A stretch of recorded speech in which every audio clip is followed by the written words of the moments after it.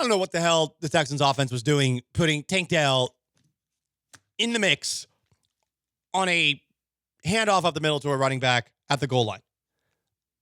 Pierce scored a touchdown. That was great. Why is a guy who is smaller than me lead blocking for Dameon Pierce? Or near that part of the field? And it's not to say that that automatically would have happened if Tank Dell was over there, but there's definitely a higher percentage chance of something like that happening to a guy like Tank Dell if he's in that spot. And fine, maybe you don't want to second guess that, but like, let's just ask why he was there. I think it's a pretty easy and fair question to ask. No? Why was he there? What is he doing? For the life of me, I can't figure it out.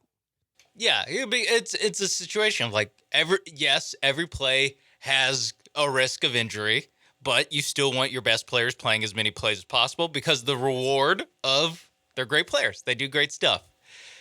When that's the call and it's a 2nd and 1 from the 1 and you're running it up the middle, like why is Tank Dell there? Like Great question. What's the reward for that? Let that be a lead blocker of some sort.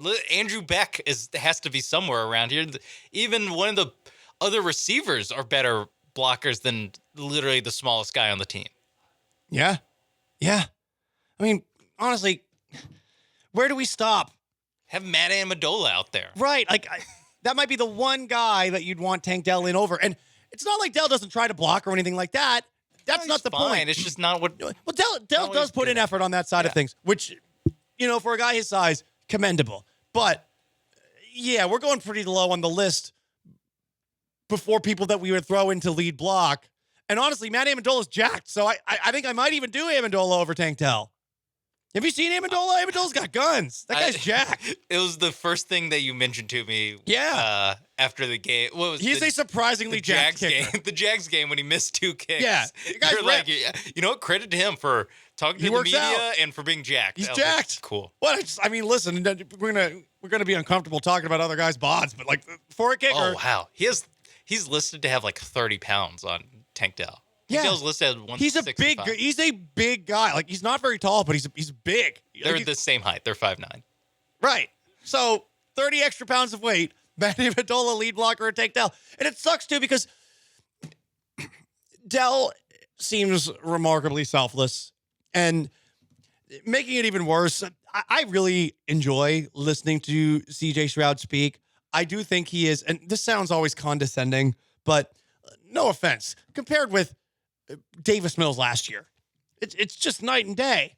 You get really thoughtful, long answers from CJ Stroud, who clearly thinks before he speaks, and he'll give you interesting nuggets along the way. I hope that this is the CJ Stroud we get forever. I mean, it's a huge difference from someone like Tom Brady, who's was short and to the point and saying all the same stuff that you always hear.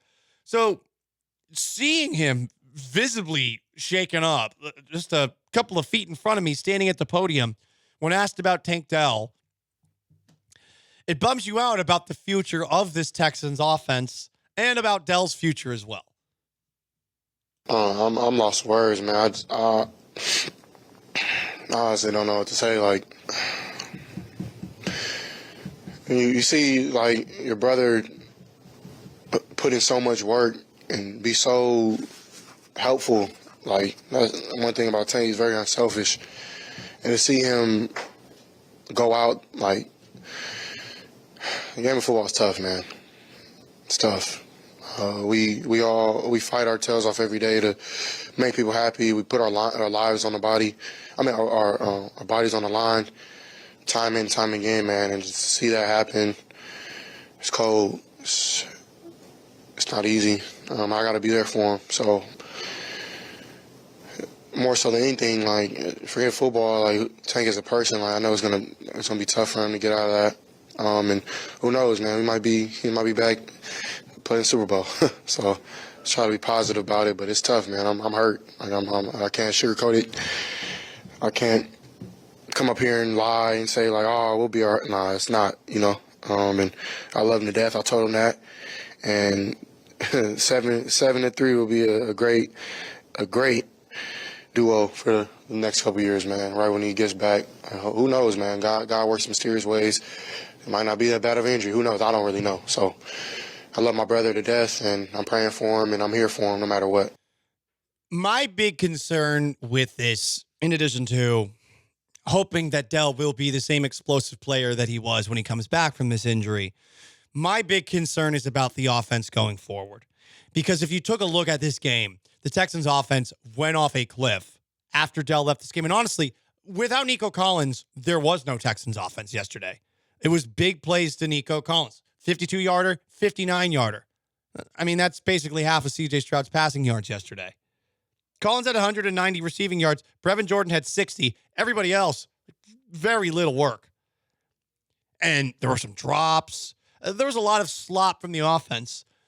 But we saw this offense go through some struggles earlier this year, and it was during a period of time where Tank Dell was also hurt.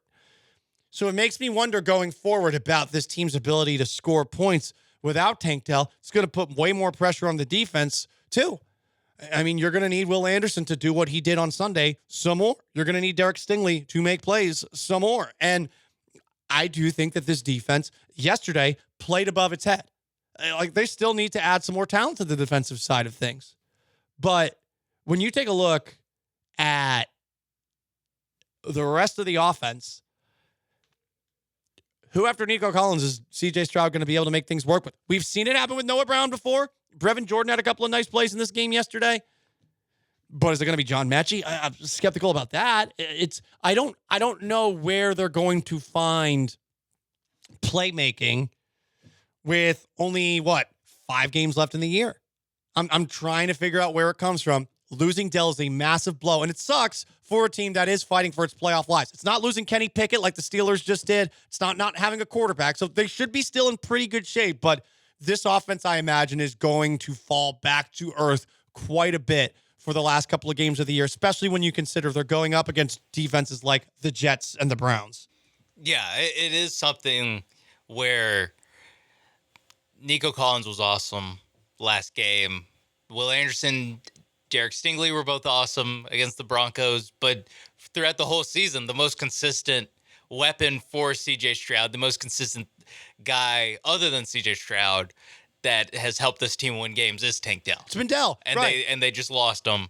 And so Collins has had his moments, but it's been inconsistent. Like he's had 2 good games in a row. He's had almost 300 yards receiving, but there was a long stretch where he was basically like a bit of an afterthought on this Texans offense. And I mean, now you're asking guys like Robert Woods and Noah Brown to do more than they're probably capable of at this point in their careers. Mechie and Xavier Hutchinson are probably going to get more work too. So maybe one of those guys, gets the opportunity and takes the ball and runs with it, so to speak. But you already know that Tank Dell is awesome. That's the part that sucks. You already had an awesome receiver, and he got his leg broken on a goal line play where he was lead blocking for Dameon Pierce.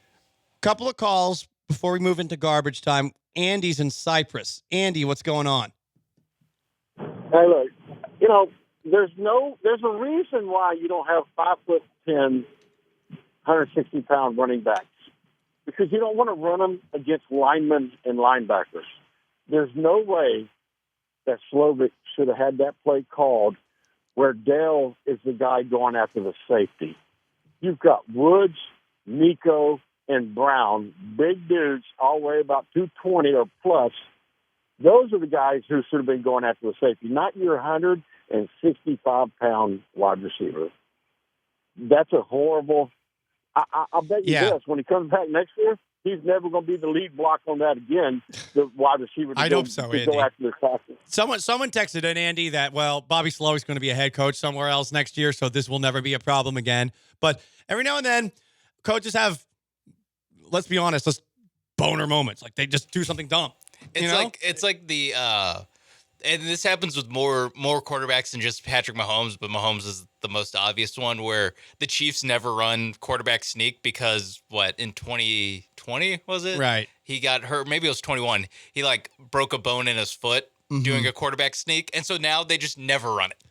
And I think if anyone's going to get that treatment going forward, it's Tank Dell. Not just because he's awesome and little, but because of this moment they're just gonna be like, why are we risking this? Like, there's so little to gain here. It's common sense, but it's something that you learn the hard way only when it happens the hard way. This isn't something that would have been learned had, say, Tank Dell been in the interior and he didn't get hurt. Like, this wouldn't have been learned. We wouldn't have noticed it until something like this happened. We maybe, one of the real all 22 watchers would have been like, this was weird. Right. But like, no, we wouldn't be talking about it on the show. I do want to know, are we on, because we go back and forth on this so much. I'm not talking about me. Like, I'm talking about the fan base. Like, 1 week it's Bobby Slowick's going to be head coach. Next week it's fire Bobby Slowick. Like, where are you guys at today? Pulse of the nation. Right. I mean, God, you guys are very finicky with him. Call or text 713-780-3776. Bobby Slowick fired or next head coach of the Carolina Panthers? Boy. We do hope that Tankwell is going to be good to go next year.